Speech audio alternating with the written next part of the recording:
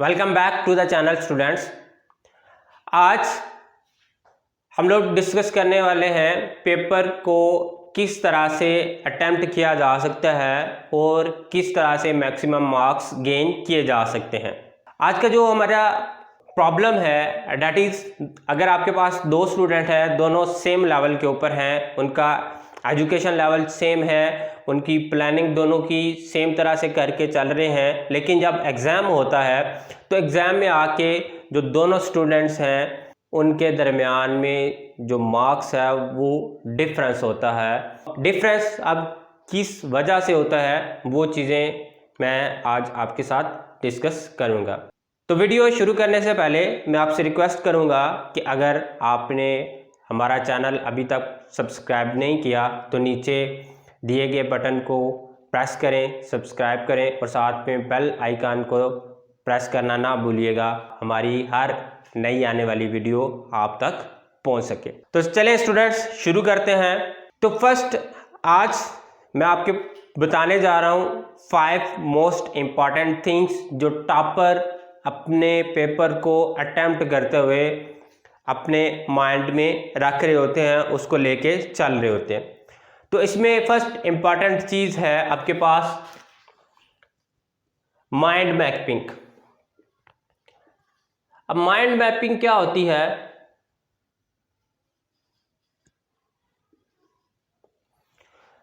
आपके जो पेपर है उसके दो पार्ट्स होते हैं, ऑब्जेक्टिव और सब्जेक्टिव। अब जब आप ऑब्जेक्टिव पेपर अटेम्प्ट करते हैं तो ऐसा वो कोई रॉकेट साइंस नहीं है, उसमें आपकी किसी भी किस्म की प्लानिंग ऐसा नहीं हो रही होती। प्लानिंग इस हवाले से कि जब आपने उसको अटेम्प्ट करना है, जस्ट आपने बबल फिल करने हैं, नो डाउट उसके लिए आपको कंसेप्ट क्लियर होने चाहिए, लेकिन उसको अटेम्प्ट करने के हवाले से ऐसा कोई प्रॉब्लम आप नहीं फेस करना पड़ती। जस्ट आपने क्वेश्चन पढ़ना है, बबल फिल कर देने हैं, दैट्स इट।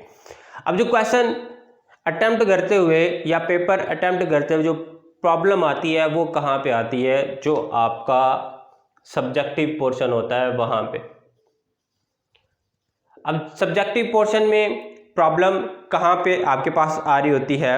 कौन सा क्वेश्चन आपने पहले अटेम्प्ट करना है, किस तरह से उसको अटेम्प्ट करना है, ये मैं आपको प्रॉपर नेक्स्ट वीडियो अपनी आने वाली में बताऊंगा कि आप किस तरह से पेपर अटेम्प्ट कर सकते हैं, उसका तरीक़ेकार क्या होगा। आज जस्ट मैं आपके साथ वो पॉइंट्स शेयर कर रहा हूँ जो टॉपर स्टूडेंट्स जिनको अपने माइंड में रखते हैं, जिसको ऊपर फोकस करके वो मैक्सिमम मार्क्स गेन कर रहे होते हैं। तो सब्जेक्टिव में सबसे पहले आपके पास जब पेपर आएगा तो आपने सबसे पहले जो प्लानिंग है वो करनी है कि पेपर को किस तरह से अटेम्प्ट करना है, कौन सा क्वेश्चन आपने पहले करना है, कौन सा क्वेश्चन आपने बाद में करना है और किस तरह से उस क्वेश्चन को अटेम्प्ट करना है ताकि आप मैक्सिमम मार्क्स गेन कर सकें। अब यहाँ पे जो एवरेज बच्चा है वो क्या करेगा? वो क्या कर रहा होता है? सिंपल पेपर रीड आउट किया, क्वेश्चन लिखने शुरू कर दिए, ये भी मुझे आता है कर लिया, ये भी मुझे आता है कर लिया, ये भी आता है कर लिया, सारी की सारी चीज़ें डिस्कस कर ली, उसको पेपर को अटेम्प्ट भी कर दिया। लेकिन दूसरी तरफ टॉपर क्या है, वो प्रॉपर प्लानिंग के साथ चल रहा होता है।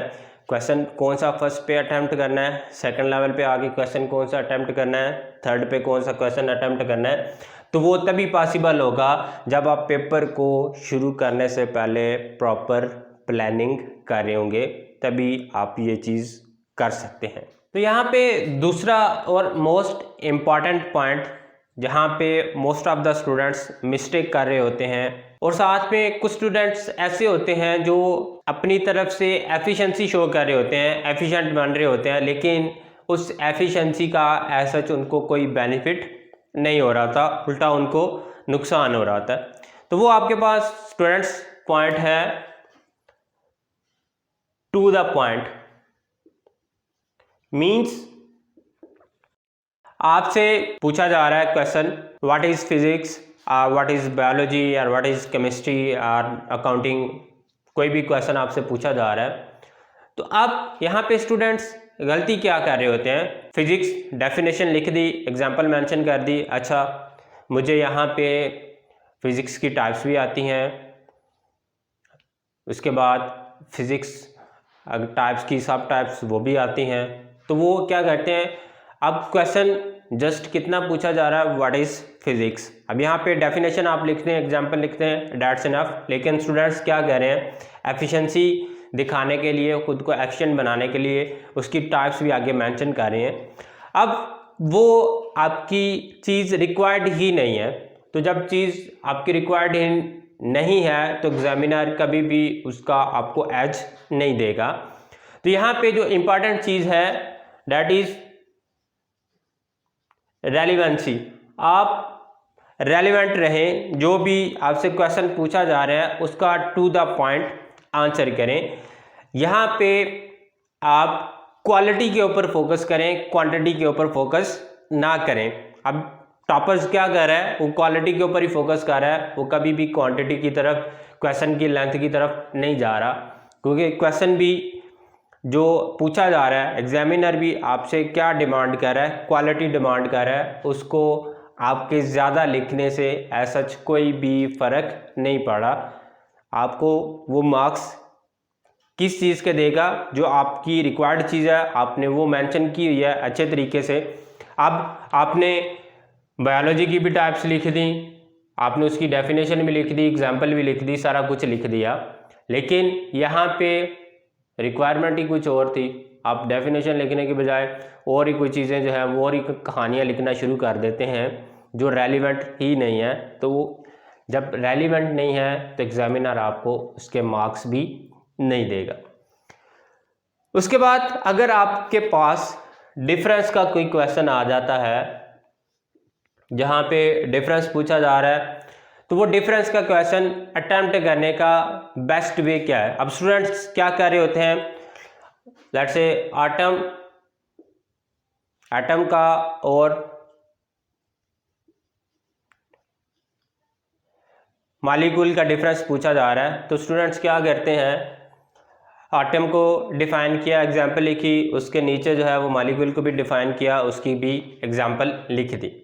अब ये कंपैरिजन का क्वेश्चन लिखने का सही तरीका नहीं है। अब यहाँ पे टॉपर जो स्टूडेंट्स जिस चीज़ को फॉलो करते हैं, या एग्जामिनर जो चीज़ उसको एक्सेप्ट कर रहा होता है, वो आपका डिफरेंस का क्वेश्चन करने का तरीका क्या है, सेंटर में आप लाइन लगाएं, एक तरफ आप एक चीज़ को शो करें, दूसरी तरफ आप दूसरी चीज़ को शो कर दें। पॉइंट नंबर 1, उसके बिल्कुल सामने आपका पॉइंट नंबर 1, यहाँ पे एटम क्या है, मॉलिक्यूल क्या है, उसने डेफिनेशन मेंशन कर दी। फॉर एग्जांपल यहाँ पे आप क्या मेंशन कर देंगे, उसकी एग्जांपल मेंशन कर देंगे। तो अब ये बेस्ट तरीका है आपका डिफरेंस का क्वेश्चन अटेम्प्ट करने का।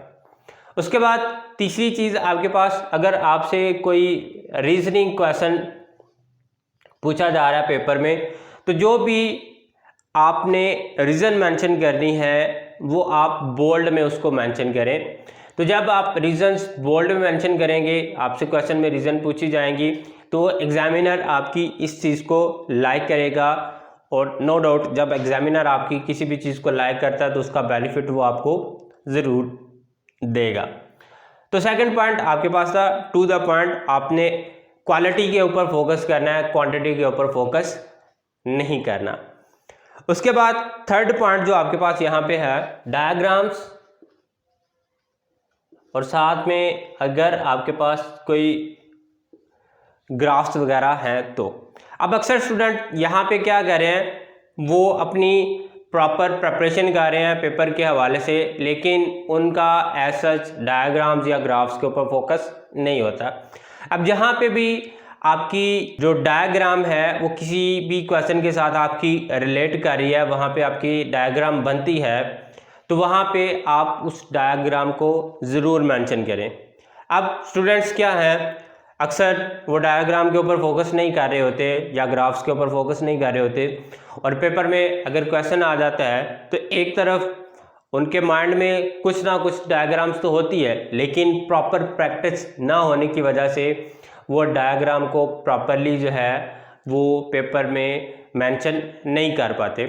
तो थर्ड जो ड्रॉबैक है एवरेज बच्चे का वो यही होता है कि वो प्रॉपर डायग्राम्स के ऊपर फोकस नहीं कर रहा, ग्राफ्स के ऊपर फोकस नहीं कर रहा। तो जो चीज़ आपकी प्रॉपरली डायग्रामेटिकली आप उसको अच्छे से एक्सप्लेन कर सकते हैं, अच्छे से आप उसको राइट डाउन कर सकते हैं, तो वो आप वहाँ पे कोशिश करें कि आप डायग्राम को मेंशन करें। तो डायग्राम जब आप मेंशन करेंगे वो आपका एक प्लस पॉइंट होगा, नो डाउट। मैं अगेन कह रहा हूँ, जब एग्जामिनर आपका कोई उसको पॉइंट अच्छा लगेगा तो उस पॉइंट का बेनिफिट आपको ज़रूर देगा। तो अब यहाँ पे जो एवरेज बच्चे हैं वो इस चीज़ के ऊपर फोकस नहीं कर रहे होते। उसके बाद जो आपकी इम्पॉर्टेंट चीज़ है जहाँ पे स्टूडेंट्स अक्सर गलती कर रहे होते हैं और इस चीज़ के ऊपर फोकस ही नहीं कर रहे होते स्टूडेंट्स, वो क्या है, attempt all the questions in sequence।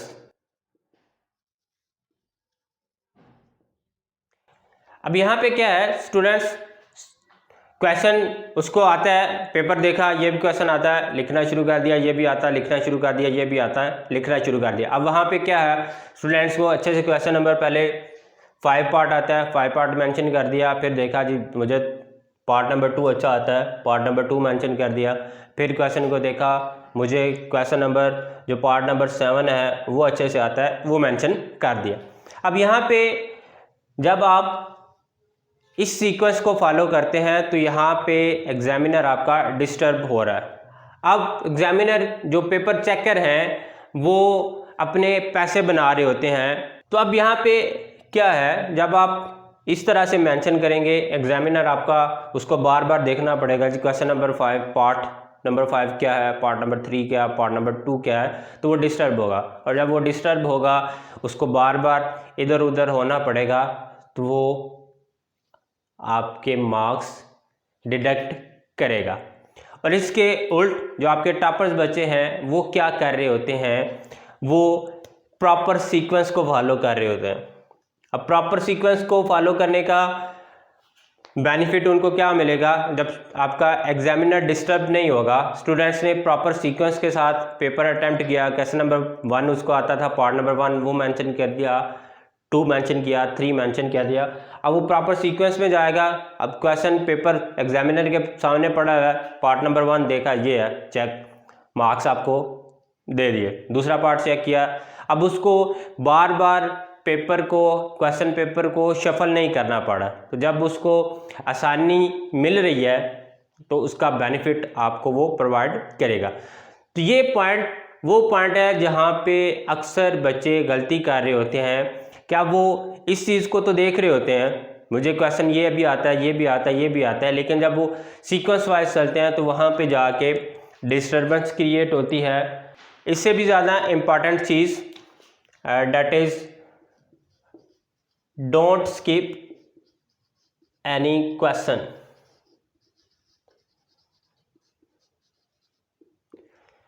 अब यहाँ पे बच्चा है, पेपर अटेम्प्ट कर रहा है, उसने देखा ये क्वेश्चन है, अब उसका एक आध पार्ट रह जाता है, अब उसको वो पार्ट नहीं आता। अब जब आप उस पार्ट को स्किप कर देंगे तो इट्स मीन्स आपका वो सारे के सारे मार्क्स बिल्कुल गए। अब बजाय क्वेश्चन को स्किप करने के, अगर आपको उसकी डेफिनेशन आती है, कोई इक्वेशन आपको आती है उसकी, या कोई भी फार्मूला आपका उसको आता है, तो आप उस क्वेश्चन में वो फार्मूला मेंशन कर देंगे या वो इक्वेशन मेंशन करेंगे या कुछ भी उसके अंदर लिख देंगे।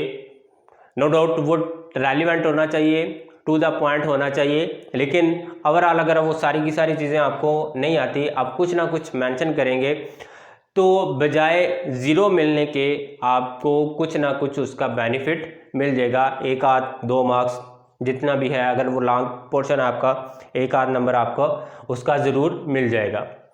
तो ये चीज़ भी आपने पेपर अटेम्प्ट करते हुए ध्यान में रखनी है, ज़हन में रखनी है कि आपने कोई भी क्वेश्चन स्किप नहीं करनी।